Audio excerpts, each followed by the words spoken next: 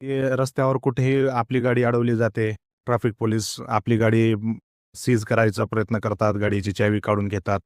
Document collect करतात किंवा त्यांच्या इच्छेनुसार मोटर व्हेइकलवर आपल्या गाडीवर दंड लावतात. ते खरोखरच त्यांना असे अधिकार आहेत का? तुमची कागदपत्रे चेक करायचा त्यांना अधिकार आहे का? हे सगळं जाणून घेऊया आपण आजच्या या व्हिडिओमध्ये. याआधी मी तुम्हाला एक सांगू इच्छितो, की आपण जर कायद्यात राहिलात, तर आपल्याला कोणत्याच समस्येशी सामना करावा लागणार नाही. परंतु आपण जर समजा एखादे नियमबाह्य ॲक्टिव्हिटी केलात, तर तुम्हाला कायद्याप्रमाणेच दंड होईल. ह्याच्यामध्ये कॉमनली आपल्यासोबत एक समस्या येते. आपल्या गाडीची चावी काढून घेतली जाते किंवा आपला लायसन्स जप्त करण्याचा प्रयत्न केला जातो. गाडीची चावी काढण्याचा कोणत्याच पोलीस अधिकाऱ्याला असो किंवा कोणत्याही अधिकाऱ्यासाठी हा नियम नाहीच. कोणीच काढू शकत नाही. आता रोडवर आपले काय अधिकार आहेत, पोलिसांचे काय अधिकार आहेत आणि कोणते नियम आपल्याला लागू होतात, कोणते होत नाहीत हे सांगतो मी तुम्हाला. सुरुवातीला आहे चावी न काढण्याचा अधिकार. तो कोणालाच अधिकार नाही. कोणत्याही पोलीस अधिकारी असो, आर-टी-ओ अधिकारी असो, कोणीही असो. त्यांना चावी काढून घेण्याचा अधिकार नाही. आता तुमची कागदपत्रे तपासण्याचा अधिकार कोणाला आहे ती पण सांगतो. पोलीस, सहाय्यक फौजदार किंवा त्यापेक्षा वरील किमान सहाय्यक फौजदार म्हणजे आपण पी-एस-आय आणि त्यावरील जे अधिकारी आहेत, त्यांच्यासाठीच हा नियम आहे, की ते कागदपत्रे आपले मागू शकतात, चेक करू शकतात. त्यानंतर किमान सहाय्यक फौजदारपेक्षा जर कमी लेव्हलचा कोणता अधिकारी, कर्मचारी असेल, तर त्यांना आपली कागदपत्रे तपासण्याचा अधिकार नाही किंवा मोटरसायकलवर दंड करण्याचा सुद्धा अधिकार नाही. आता आपल्याला कॉमनली दिसून येतात, की आपल्या गाडीचं चलान करतायत, ते हवालदार आहेत किंवा अंमलदार आहेत किंवा शिपाई आहेत. त्यांना असा अधिकारच नाही. जर समजा तुम्ही टू व्हीलर चालवत असाल आणि वेळीच तुम्ही पोलिसांना पाहिलं आणि गाडीवरून उतरलात, गाडी बंद आहे, तुम्ही ढकलत नेताय, त्याला चलन करण्याचा अधिकार कोणालाच नाही. बंद गाडीवर किंवा तुम्ही गाडीच्या खाली जर उतरून तुम्ही जर ढकलत नेत असाल, इंजिन चालू आहे पण तुम्ही उतरलेले आहात, तर तुम्हाला चलन वगैरे काही तसं करता येणार नाही.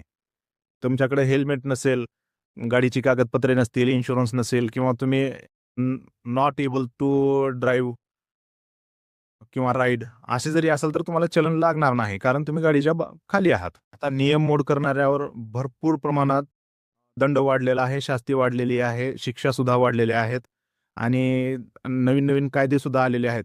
परंतु ह्याच्याशी सामनाच करू लागू नये, ह्याच्यासाठी तुम्ही काय करायचं मी सांगतो. सगळ्यात महत्त्वाचं आहे मोटरसायकल असो किंवा कोणतीही गाडी असो, त्याच्या व्हॅलिडिटी पिरियडमध्येच गाडी चालवा. वेळच्या वेळी सर्व्हिसिंग करा जेणेकरून तुमच्या गाडीच्या सायलेन्सरमधून धूर येणार नाही, इंजिन खराब होणार नाही, ऑइल गळती होणार नाही. याच्यावर सुद्धा दंड लावला जातो. सायलेन्सर कधीही चेंज करू नका. कंपनीचा जो आहे तोच ठेवा. फटाका सायलेन्सर वापरू नका. पेट्रोल मोटरसायकल असेल किंवा गाडी असेल तर पेट्रोलच वापरा. डिझेल असेल तर डिझेलच वापरा. सी-एन-जी असेल किंवा इलेक्ट्रिक असेल तर तेच वापरा. पेट्रोलमध्ये डिझेल टाकू नका, डिझेलमध्ये पेट्रोल टाकू नका कारण ह्याच्यामुळे धूर होतो आणि दंडास पात्र करतो. ते एक झालं. ट्रिपल सीट वापरू नका, नियम मोड करू नका, हेल्मेट वापरा. मोटरसायकल असो किंवा कोणतीही गाडी असो, चेसी मॉडिफिकेशन करू नका, टायर्समध्ये चेंज करू नका, इंडिकेटर्समध्ये चेंज करू नका.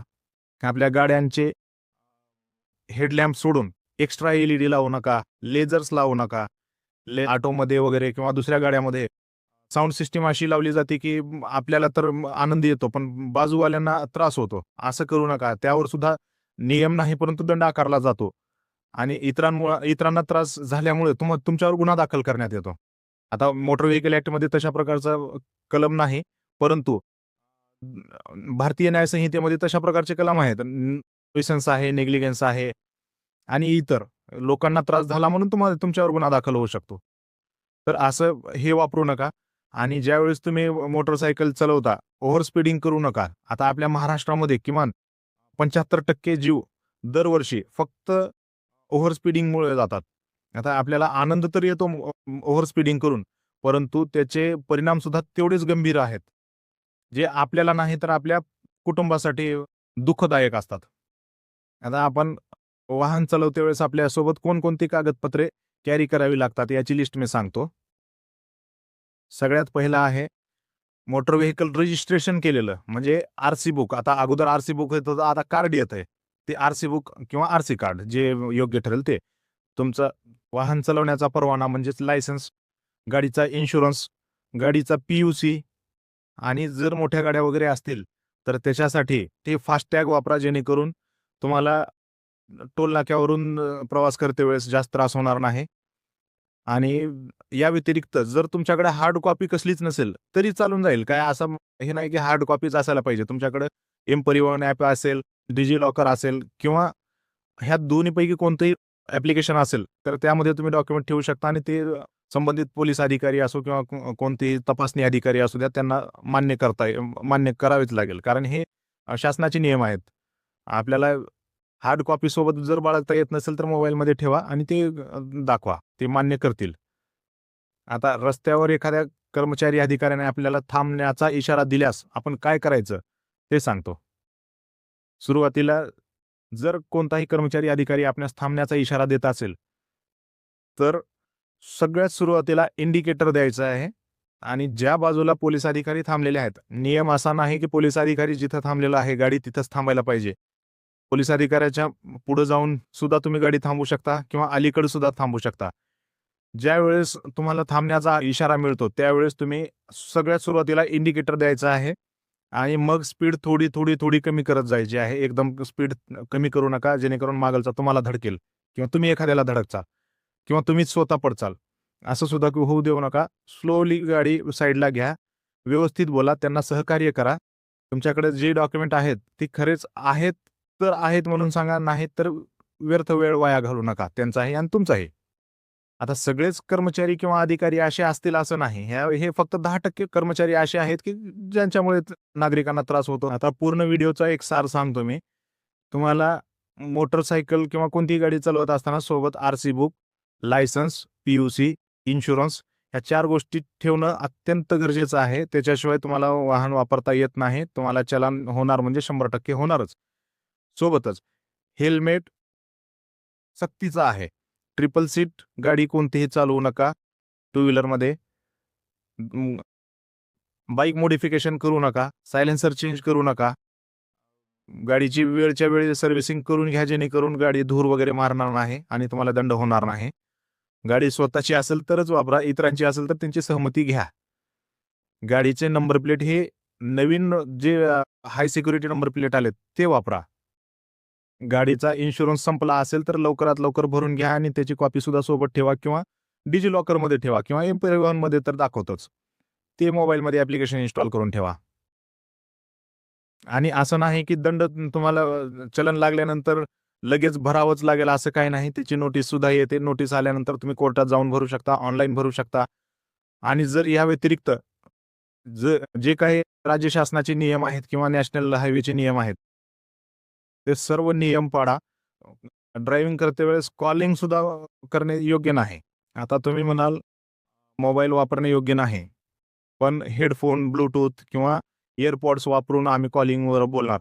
हे सुद्धा योग्य नाही, कारण तुम्हाला ते नियमात बसतं. पण ते काय त्याचा अर्थ काय आहे? तुमचं मन त्या कॉलिंगकडे लागून जातं आणि तुमचं कॉन्सन्ट्रेट बिघडतं आणि याच्यामुळं अपघात व्हायची शक्यता वाढते. जोराचा पाऊस पडत असेल किंवा चिकट रस्ता झाला असेल, तर त्यावरून वाहने चालवू नका, जेणेकरून ब्रेक लागणार नाही आणि अपघात होणार नाही. हे होणं टाळा. आणि दंड करण्याचा, चलन लावण्याचा किंवा तुमची कागदपत्रे तपासण्याचा अधिकार किमान सहाय्यक फौजदार किंवा त्यापेक्षा वरील अधिकाऱ्यांना आहे. त्यापेक्षा कमी रँकच्या अधिकाऱ्यांना नाही. तर ज्यावेळेस कधीही तुमचा असा सामना होईल, त्यावेळेस मी सांगितलेले हे नियम पाळा आणि दंडापासून तुमची सुटका करून घ्या. ट्रॅफिक पोलिसांनी जर तुम्हाला एखाद्या वेळेस थांबवलं आणि तुम्ही मग माझी पॉवर दाखवतो म्हणून माझ्या ह्या जवळच्या नातेवाईकांना किंवा मित्राला हे अधिकारी आहेत, मला वाचवतील, असं तसं विचार करा. कोणी येणार नाही. सगळे नियमाने बांधलेले आहेत. तुमची सुटका होऊ शकत नाही. हां, जर काही नियम बाह्य जाऊन एखाद्या अधिकाऱ्याने चलन केलेला असेल, वाहन थांबवून तुम्हाला जर त्रास देत असेल, विनाकारण तुम्हाला दंड आकारण्याची भीती दाखवत असेल किंवा पैशाची मागणी करत असेल, तर अशाची व्हिडिओ रेकॉर्डिंग करा, आम्हाला पाठवा. विनामूल्य सहकार्य करेन. फक्त नियमात राहा. नियमबाह्य काही वागू नका.